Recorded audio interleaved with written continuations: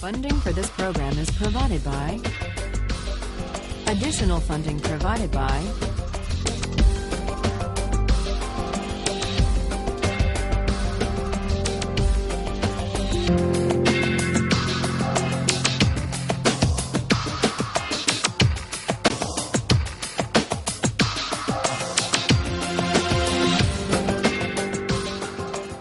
When we finished last time,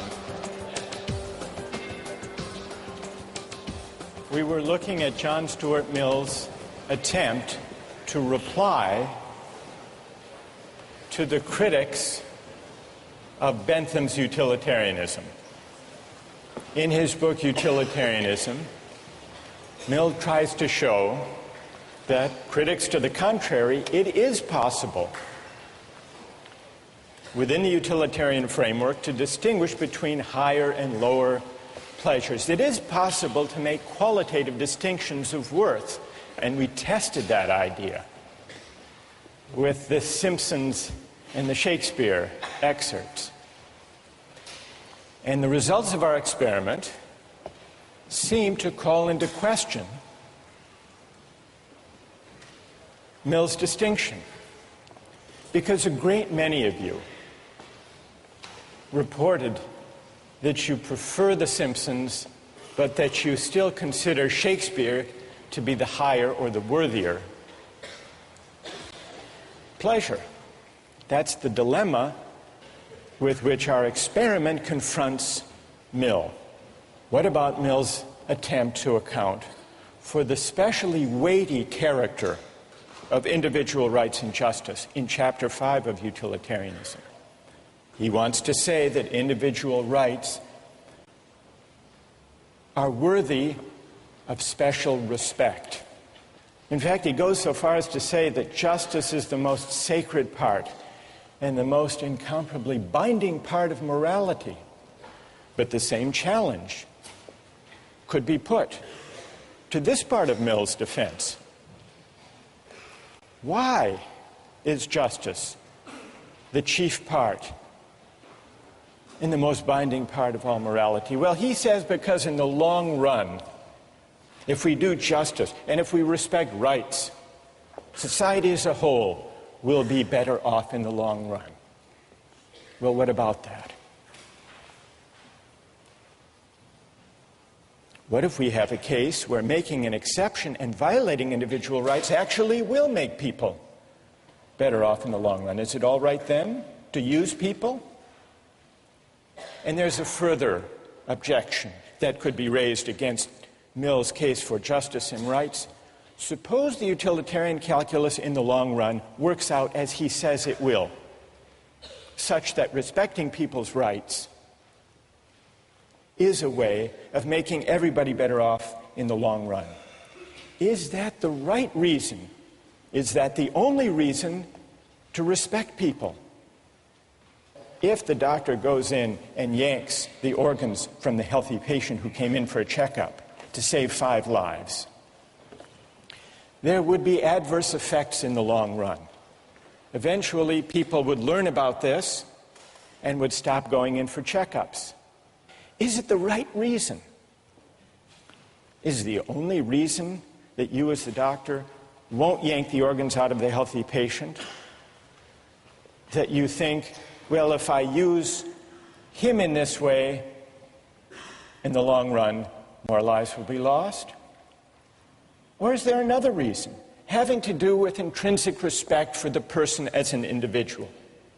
And if that reason matters, then it's not so clear that even Mill's utilitarianism can take account of it.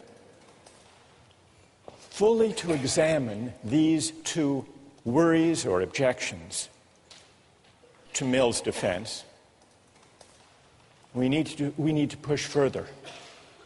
And we need to ask, in the case of higher or worthier pleasures, are there theories of the good life that can provide independent moral standards for the worth of pleasures? If so, what do they look like? That's one question. In the case of justice and rights, If we suspect that Mill is implicitly leaning on notions of human dignity or respect for persons that are not, strictly speaking, utilitarian, we need to look to see whether there are some stronger theories of rights that can explain the intuition, which even Mill shares, the intuition that the reason for respecting individuals and not using them goes beyond even utility in the long run. Today we turn to one of those strong theories of rights. Strong theories of rights say individuals matter not just as instruments to be used for a larger social purpose or for the sake of maximizing utility. Individuals are separate beings with separate lives worthy of respect. And so it's a mistake, according to strong theories of rights, it's a mistake to think about justice or law by just adding up preferences and values. The strong rights theory we turn to today is libertarianism. Libertarianism takes individual rights seriously. It's called libertarianism because it says the fundamental individual right is the right to liberty. Precisely because we are separate individual beings, we're not available to any use that the society might desire or devise. Precisely because we are individual, separate human beings, we have a fundamental right to liberty. And that means a right to choose freely, to live our lives as we please, provided we respect other people's rights to do the same. That's the fundamental idea. Robert Nozick, one of the libertarian philosophers we read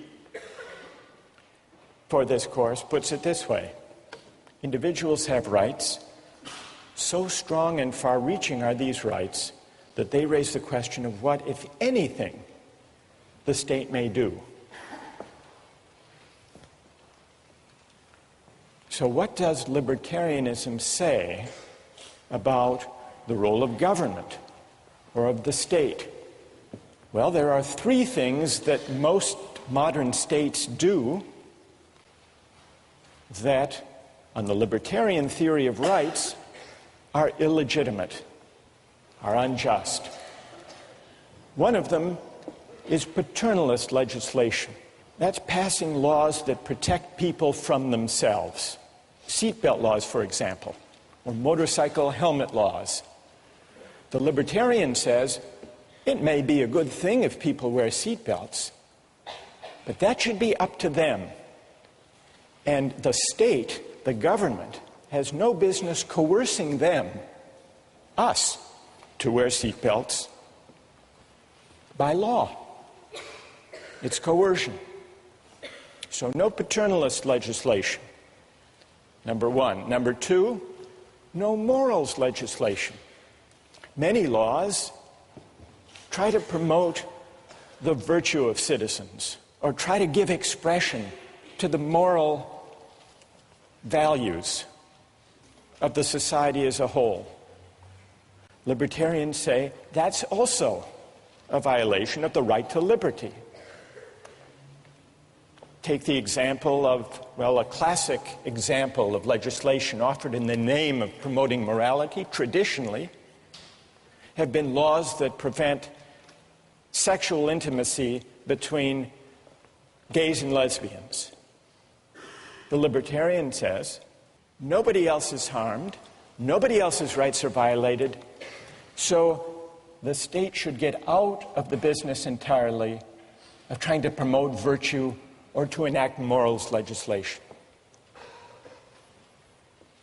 And the third kind of law or policy that is ruled out on the libertarian philosophy is any taxation or other policy that serves the purpose of redistributing income or wealth from the rich to the poor. Redistribution is if you think about it, says the libertarian, is a kind of coercion.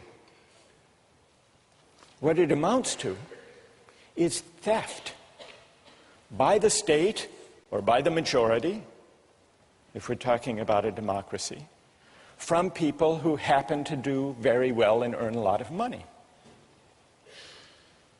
Now, Nozick and other libertarians allow that there can be a minimal state that taxes people for the sake of what everybody needs, the national defense, police force, judicial system to enforce contracts and property rights.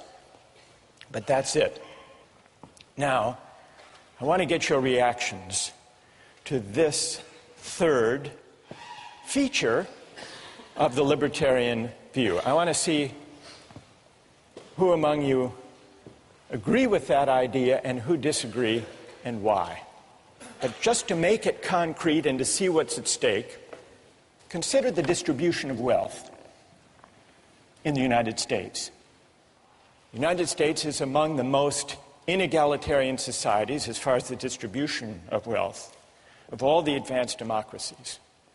Now, is this just or unjust? Well, what does the libertarian say? The libertarian says, you can't know just from the facts I've just given you. You can't know whether that distribution is just or unjust. You can't know just by looking at a pattern or a distribution or a result whether it's just or unjust. You have to know how it came to be. You can't just look at the end state or the result. You have to look at two principles. The first he calls justice in acquisition, or in initial holdings. And what that means simply is, did people get the things they used to make their money fairly?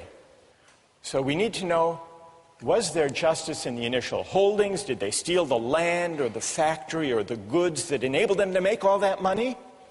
If not, if they were entitled to whatever it was that enabled them to gather the wealth, the first principle is met.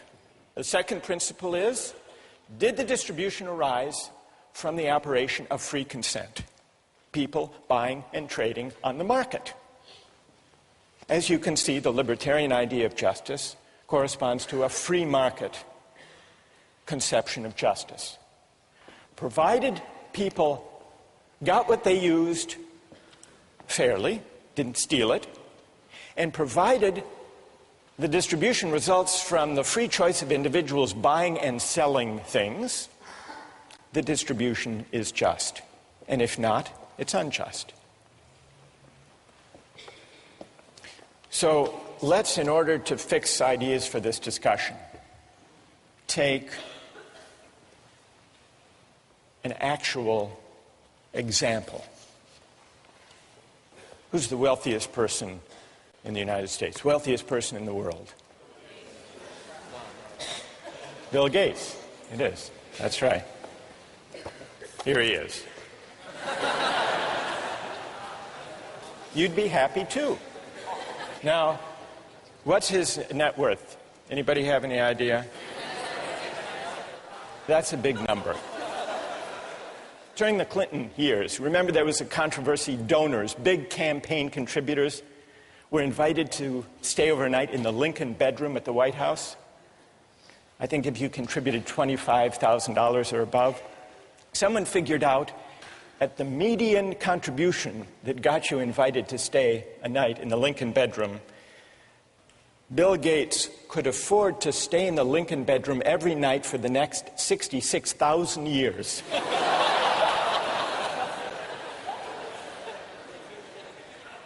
Somebody else figured out, how much does he get paid on an hourly basis? And so they figured out, since he began Microsoft, suppose he worked, 14 hours per day. Reasonable guess. And you calculate this net wealth, It turns out that his rate of pay is over $150, not per hour, not per minute, $150, more than $150 per second. Which means that if on his way to the office, Gates noticed a $100 bill on the street, it wouldn't be worth his time to stop and pick it up.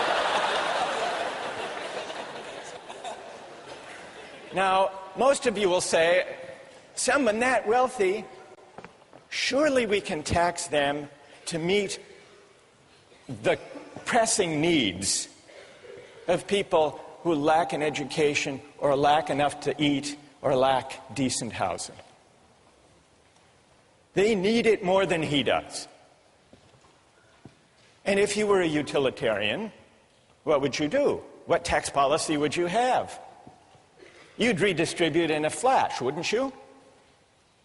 Because you would know, being a good utilitarian, that taking a small amount, he's scarcely going to notice it, but it will make a huge improvement in the lives and in the welfare of those at the bottom. But remember, the libertarian theory says we can't just add up and aggregate preferences and satisfactions that way. We have to respect persons, and if he earned that money fairly, without violating anybody else's rights, in accordance with the two principles of justice in acquisition and justice in transfer, then it would be wrong, it would be a form of coercion to take it away. Michael Jordan is not as wealthy as Bill Gates, but he did pretty well for himself. You want to see Michael Jordan? There he is. His income alone in 1 year was $31 million, and then he made another $47 million in endorsements for Nike and other companies. So his income was, in 1 year, $78 million. To require him to pay, let's say, a third of his earnings to the government to support good causes like food and health care and housing and education for the poor, that's coercion. That's unjust. That violates his rights. And that's why redistribution is wrong. Now, how many agree with that argument? Agree with the libertarian argument that redistribution for the sake of trying to help the poor is wrong? And how many disagree with that argument? All right, let's begin with those who disagree. What's wrong with the libertarian case against redistribution? Yes. I think these people like Michael Jordan have received, we're talking about working within a society, and they received a larger gift from the society, and they have a larger obligation in return to give that through redistribution. You know, you can say that Michael Jordan may work just as hard as someone who works, doing laundry 12 hours, 14 hours a day, but he's receiving more. I don't think it's fair to say that, it's all on his inherent, hard work. All right. Let's hear from defenders of libertarianism. Why would it be wrong in principle to tax the rich to help the poor? Go ahead. My name's Joe, and I collect skateboards. I've since bought 100 skateboards. I live in a society of 100 people. I'm the only one with skateboards. Suddenly, everyone decides they want a skateboard. They come into my house, they take 99 of my skateboards. I think that is unjust.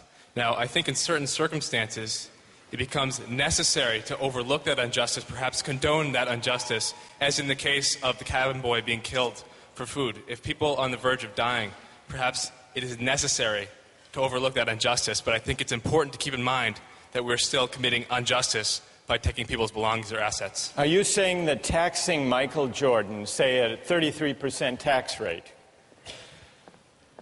for good causes, to feed the hungry, is theft? I think it's unjust. Yes, I do believe it's theft, but perhaps it is necessary to condone that theft. But it's theft. Yes.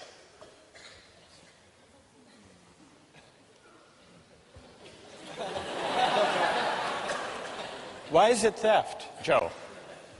Because Why is it like your collection of skateboards? it's theft because, at least in my opinion and by the libertarian opinion, he earned that money fairly, and it belongs to him. So to take it from him is by definition theft. All right, let's hear if there's... who wants to reply to Joe? Yes, go ahead.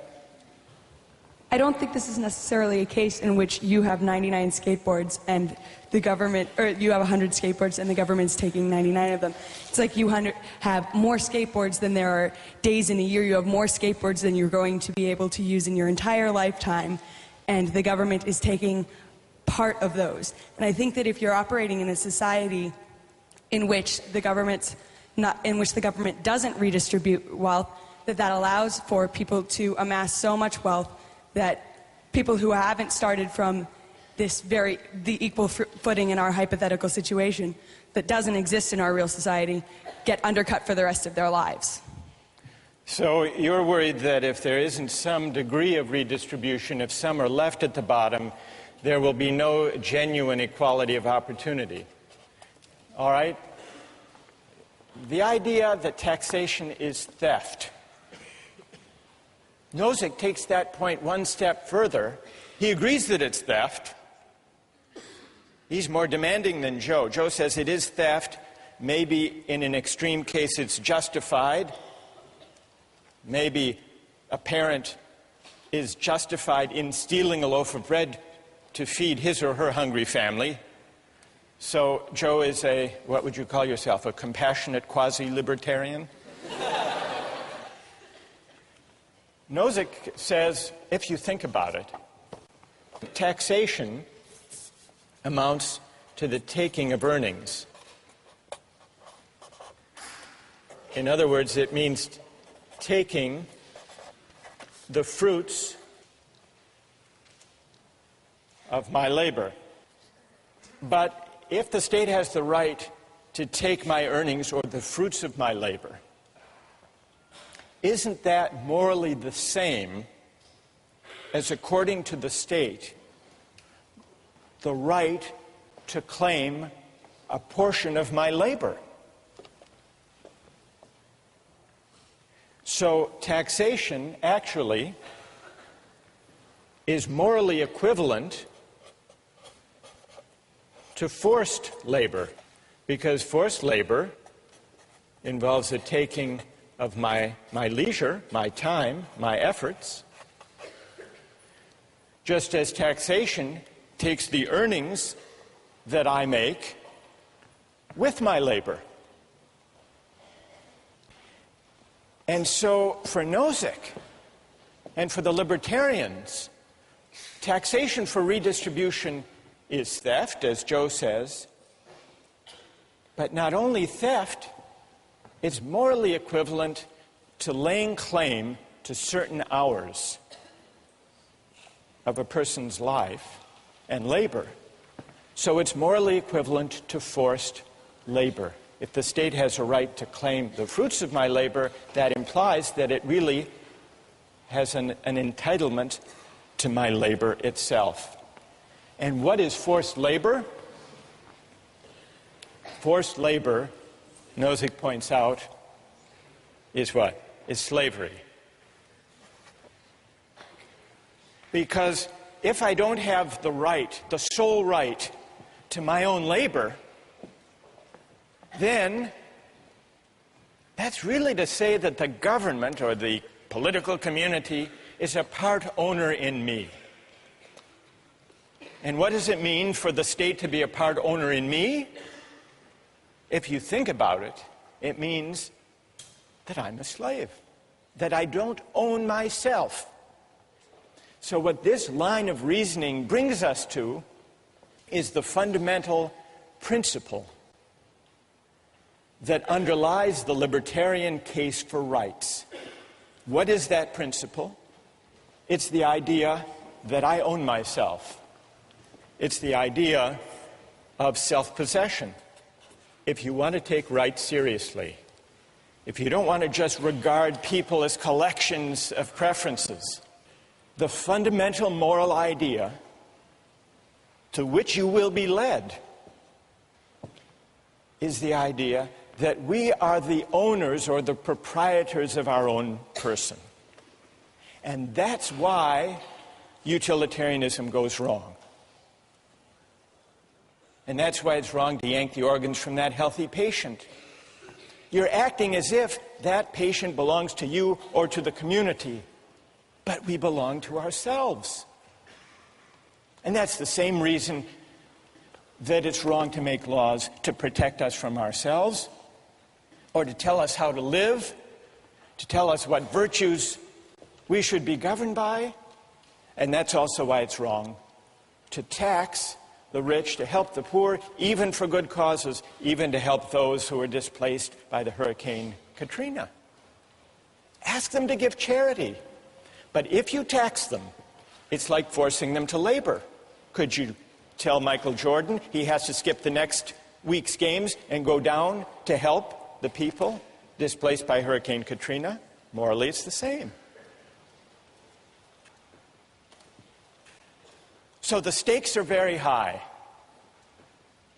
So far, we've heard some objections to the libertarian argument, but if you want to reject it, you have to break into this chain of reasoning, which goes, taking my earnings is like taking my labor, but taking my labor is making me a slave. And if you disagree with that, you must believe in the principle of self-possession. Those who disagree, gather your objections, and we'll begin with them next time.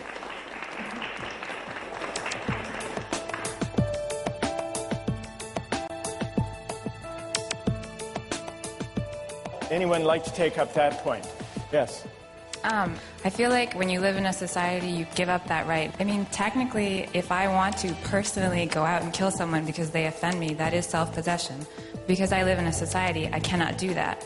Victoria, are you questioning the fundamental premise of self-possession? Yes. I think that you don't really have self-possession if you choose to live in a society, because you cannot just discount the people around you. We were talking last time about libertarianism. I want to go back to the arguments for and against the redistribution of income. But before we do that, just one word about the minimal state. Milton Friedman, the libertarian economist, he points out that many of the functions that we take for granted as properly belonging to government don't. They are paternalist. One example he gives is Social Security. He says it's a good idea for people to save for their retirement during their earning years, but it's wrong. It's a violation of people's liberty for the government to force everyone, whether they want to or not, to put aside some earnings today for the sake of their retirement. If people want to take the chance, or if people want to live big today and live a poor retirement, that should be their choice. They should be free to make those judgments and take those risks. So even Social Security would still be at odds with the minimal state that Milton Friedman argued for. It's sometimes thought that collective goods like police protection and fire protection will inevitably create the problem of free riders unless they're publicly provided. But there are ways to prevent free riders. There are ways to restrict even seemingly collective goods like fire protection. I read an article a while back about a private fire company, the Salem Fire Corporation in Arkansas. You can sign up with the Salem Fire Corporation, pay a yearly subscription fee, and if your house catches on fire, they will come and put out the fire. But they won't put out everybody's fire. They will only put it out if it's a fire in the home of a subscriber or if it starts to spread and to threaten the home of a subscriber. The newspaper article told the story of a homeowner who had subscribed to this company in the past but failed to renew his subscription. His house caught on fire. The Salem Fire Corporation showed up with its trucks and watched the house burn, just making sure that it didn't spread. The fire chief was asked, well, he wasn't exactly the fire chief, I guess he was the CEO. He was asked, how can you stand by with fire equipment and allow a person's home to burn? He replied, once we verified there was no danger to a member's property, we had no choice but to back off according to our rules. If we responded to all fires, he said, there would be no incentive to subscribe. The homeowner, in this case, tried to renew his subscription at the scene of the fire, but the head of the company refused. You can't wreck your car, he said, and then buy insurance for it later. So even public goods that we take for granted as being within the proper province of government can, many of them, in principle, be isolated, made exclusive to those who pay.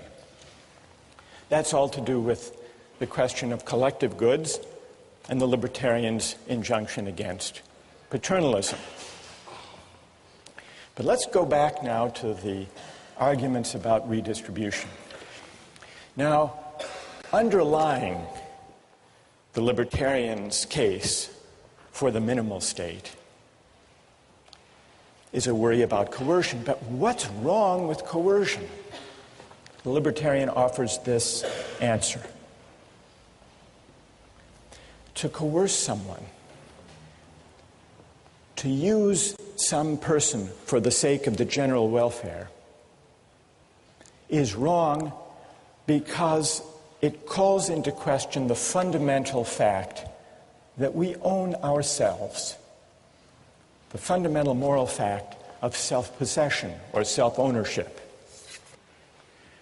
The libertarians' argument against redistribution begins with this fundamental idea that we own ourselves. Nozick says that if the society as a whole can go to Bill Gates or go to Michael Jordan and tax away a portion of their wealth, what the society is really asserting is a collective property right in Bill Gates or in Michael Jordan. But that violates the fundamental principle that we belong to ourselves. Now, we've already heard a number of objections to the libertarian argument. What I would like to do today is to give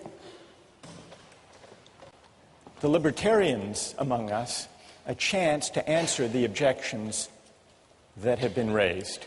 And some have already identified themselves and have agreed to come and make the case for libertarianism to reply to the objections that have been raised. So raise your hand if you are among the libertarians who's prepared to stand up for the theory and respond to the objections. You are Alex Harris, who's been a star on the weblog. All right, Alex, come here, stand up, come. We'll create a libertarian corner over here. And who else? Other libertarians who will join? What's your name? John? John Sheffield. John. Who else wants to join? Other brave libertarians who are prepared to take on, yes. What's your name? Julia Roto. Julia, come join us over there. Now, while Team Libertarian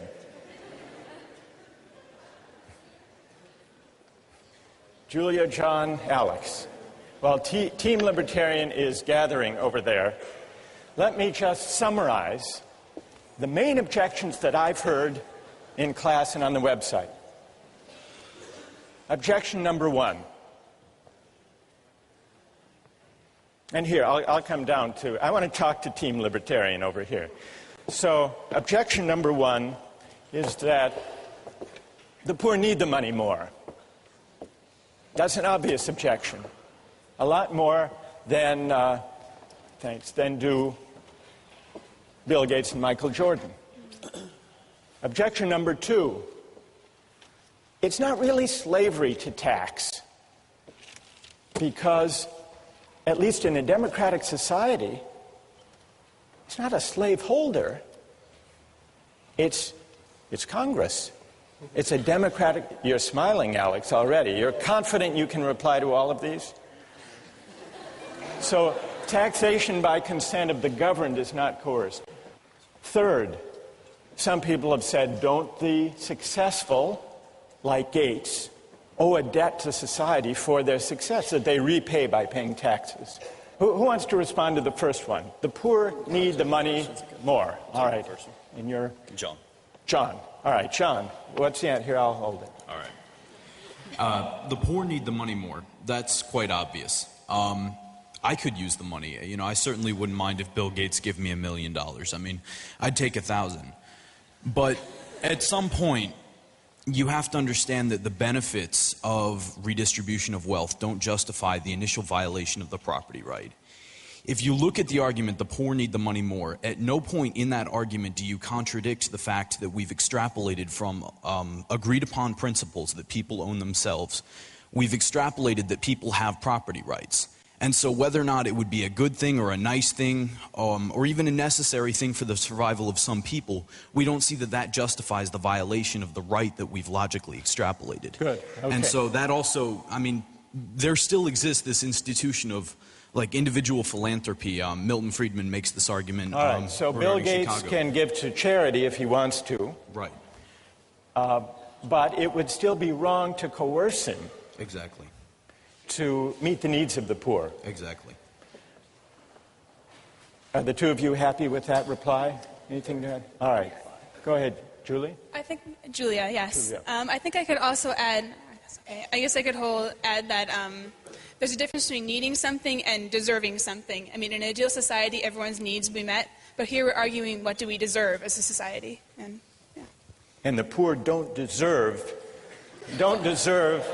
the benefits that would flow from taxing Michael Jordan to help them.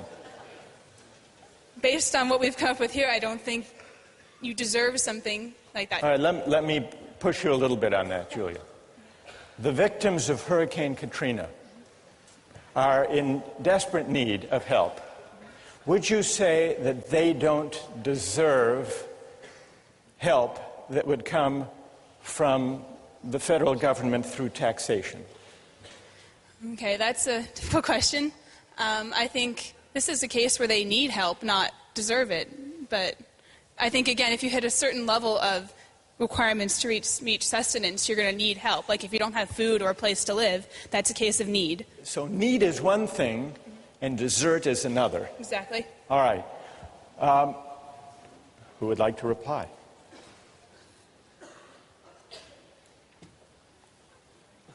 Yes. Going back to the first point that he made about the property rights of the individual, the property rights are established and enforced by the government, which is a democratic government, and we have representatives who enforce those rights. If you live in a society that operates under those rules, then it should be up to the government to decide how those resources that come about through taxation are distributed, because it is through the consent of the government. If you disagree with it, you don't have to live in that society where that operates. All right, good. So, and tell me your name. Raul. Raul is pointing out, actually Raul is invoking point number 2. If the taxation is by the consent of the governed, it's not coerced, it's legitimate. Bill Gates and Michael Jordan are citizens of the United States. They get to vote for Congress. They get to vote their policy convictions, just like everybody else. Who would like to take that one on? John? Basically, what the libertarians are objecting to in this case is the middle 80% deciding what the top 10% are doing for the bottom 10%. Wait, John. No, I was excited. Majority, don't you believe in democracy? Well, right, but at some point... Don't you believe in, I mean, you say 80%, 10% majority. Majority rule is what? The majority. Exactly, but... In a democracy. Aren't you for democracy? Yes, I'm for democracy, but... hang on. Democracy and mob rule aren't the same thing. Like, mob rule? Mob rule. Exactly. But in an open society, you have a recourse to address that through your representatives. And if the majority of the consent of those who are governed doesn't agree with you, then you know you're choosing to live in this society. And you have to operate under what the majority of society concludes. All right, Alex, on democracy. Democracy, what about that? The fact that I have won, 500,000th of a vote for one representative in Congress is not the same thing as my having the ability to decide for myself how to use my property rights. I'm a drop in the bucket. You might lose the vote. Exactly. And they might take... And I will. I mean, I don't have the decision right now of whether or not to pay taxes. If I don't, I get locked in jail. Or they tell me to get out of the country. But Alex, let me make a small case for democracy. And see what you would say. Why can't you, we live in a democratic society with freedom of speech. Why can't you take to the hustings, persuade your fellow citizens that taxation is unjust, and try to get a majority? I don't think that people should have to convince 280 million others simply in order to exercise their own rights, in order to not have their self-ownership violated. I think people should be able to do that without having to convince 280 million people. Does that mean you're against democracy as a whole? No. I just believe in a very limited form of democracy whereby we have a constitution that severely limits the scope of what decisions can be made democratically. All right, so you're saying that democracy is fine except where fundamental rights are involved. Yes. And I think you could win, if you're going on the hustings, let me add one element to the argument you might make. Maybe you could say, put aside the economic debates, taxation. Suppose the individual right to religious liberty were at stake. Then, Alex, you could say on the hustings, surely you would all agree that we shouldn't put the right to individual liberty up to a vote. Yeah, that's exactly right. And that's why we have constitutional amendments and why we make it so hard to amend our Constitution. So you would say that the right to private property, the right of Michael Jordan to keep all the money he makes, at least to protect it from redistribution, is the same kind of right with the same kind of weight as the right to freedom of speech, the right to religious liberty, rights that should trump what the majority wants. Absolutely. The reason why we have a right to free speech is because we have a right to own ourselves, to exercise our voice in any way that we choose. All right. Good. All right. So all right. Who would like to respond to that argument about democracy being, okay, up there, stand up. I think comparing religion and economics, it's not the same thing. The reason why Bill Gates was able to make so much money is because we live in an economically and socially stable society. And if the government didn't provide for the poorest 10%, as you say, through taxation, then we would need more money for police to prevent crime. And so either way, there would be more taxes taken away to provide what you guys call, the necessary things that the government provides. What's your name? Anna. Anna, let me ask you this. Why is the fundamental right to religious liberty different from the right Alex asserts as a fundamental right to private property and to keep what I earn? What's the difference between the two? Because you wouldn't be able to make money, you wouldn't be able to own property if there wasn't a socially, if society wasn't stable. And that's completely different from religion. That's something personal, something that you can practice on your own in your own home. Whereas, me practicing my religion is not going to affect the next person. But if I'm poor and I'm desperate, like I might commit a crime to feed my family, and that can affect others. Okay, good. Thank you.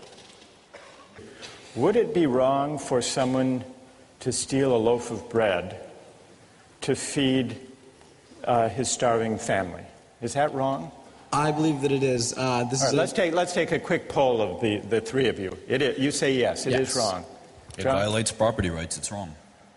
Even to save a starving family? I mean, there are definitely other ways around that, and by justifying...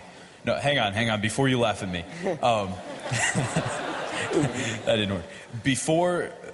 Before justifying the act of stealing, you have to look at violating the right that we've already agreed exists, the right of self-possession and the possession of, your own things. We agree on property rights. All right, we agree at stealing, yeah, so property rights stealing. is not the issue. All right, but... So why is it wrong to steal even to feed your starving family? Sort of the original argument that I made in the very first question you asked. The benefits of an action don't make the action just.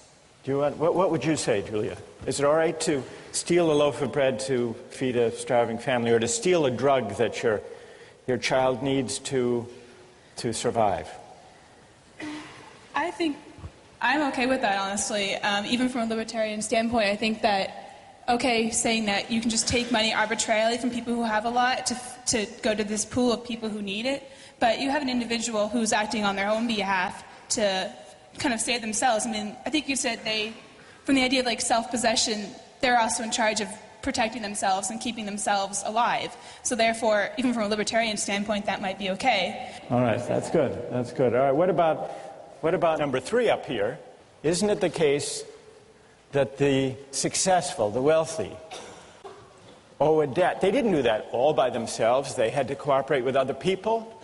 That they owe a debt to society, and that's expressed in taxation. You want to take that on, Julie? Okay, this one, I believe that there is not a debt to society in the sense that how did these people become wealthy? They did something that society valued highly. Something that society has already been providing for them. If anything, I think everything's canceled out. They provided a service to society, and society responded by somehow they got their wealth. So be concrete. In the case of Michael Jordan, to illustrate your point, there were people who helped him make the money, the teammates, the coach, people who taught him how to play. But you're saying they've all been paid for their services. Exactly. And society derived a lot of benefit and pleasure from watching Michael Jordan play. I think that's how he paid his debt to society. All right, good. Who would anyone like to take up that point? Yes.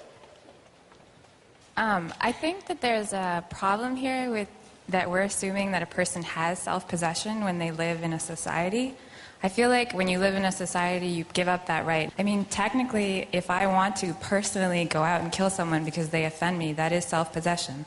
Because I live in a society, I cannot do that. I think it's kind of equivalent to say, because I have more money, I have resources that can save people's lives. Is it not okay for the government to take that from me? It's self-possession only to a certain extent because I'm living in a society where I have to take account of the people around me. So are you questioning, what's your name? Victoria. Victoria, are you questioning the fundamental premise of self-possession? Yes. I think that you don't really have self-possession if you choose to live in a society because you cannot just discount the people around you. All right, I want to quickly get the response of the Libertarian team to the last point. The last point builds on, maybe it builds on Victoria's suggestion that we don't own ourselves. Because it says that Bill Gates is wealthy, that Michael Jordan makes a huge income, isn't wholly their own doing. It's the product of a lot of luck. And so we can't claim that they morally deserve all the money they make. Who wants to reply to that? Alex? You certainly could make the case that it is not, their wealth is not appropriate to the goodness in their hearts, but that's not really the morally relevant issue. The point is that they have received what they have through the free exchange of people who have given them their holdings, usually in exchange for providing some other service. Good enough. I want to try to sum up what we've learned from this discussion, but first let's thank John, Alex, and Julia for an excellent, a really wonderful job.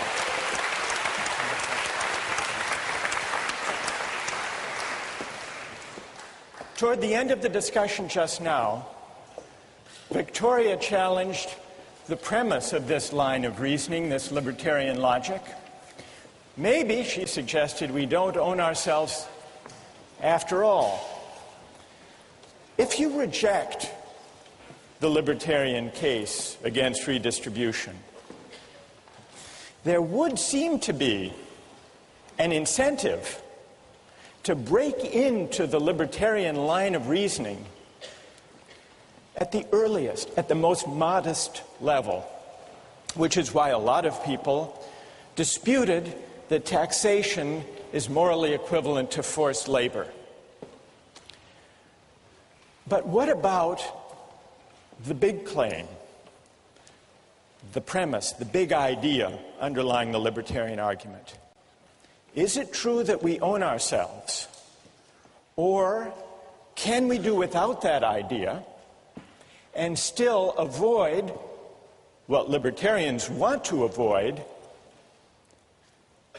creating a society and an account of justice where some people can be just used for the sake of other people's welfare or even for the sake of the general good? Libertarians combat the utilitarian idea of using people as means for the collective happiness by saying the way to put a stop to that utilitarian logic of using persons is to resort to the intuitively powerful idea that we are the proprietors of our own person. That's Alex and Julia and John and Robert Nozick. What are the consequences for a theory of justice and an account of rights of calling into question the idea of self-possession? Does it mean that we're back to utilitarianism and using people and aggregating preferences and pushing the fat man off the bridge? Nozick doesn't himself fully develop the idea of self-possession. He borrows it from an earlier philosopher, John Locke. John Locke accounted for the rise of private property from the state of nature by a chain of reasoning very similar to the one that Nozick and the libertarians use. John Locke said, private property arises because when we mix our labor with things, unowned things, we come to acquire a property right in those things. And the reason is that we own our own labor. And the reason for that, we are the proprietors, the owners of our own person. And so in order to examine the moral force of the libertarian claim that we own ourselves, we need to turn to the English political philosopher John Locke and examine his account of private property and self-ownership. And that's what we'll do next time.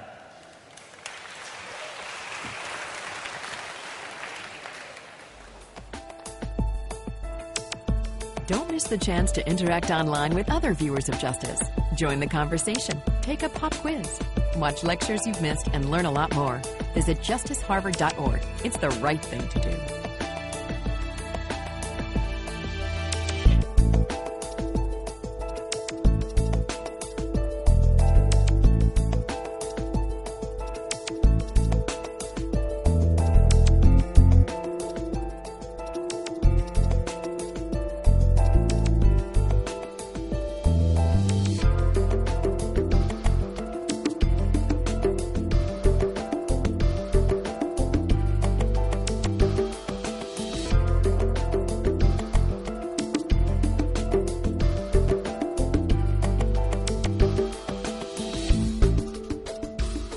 Funding for this program is provided by Additional funding provided by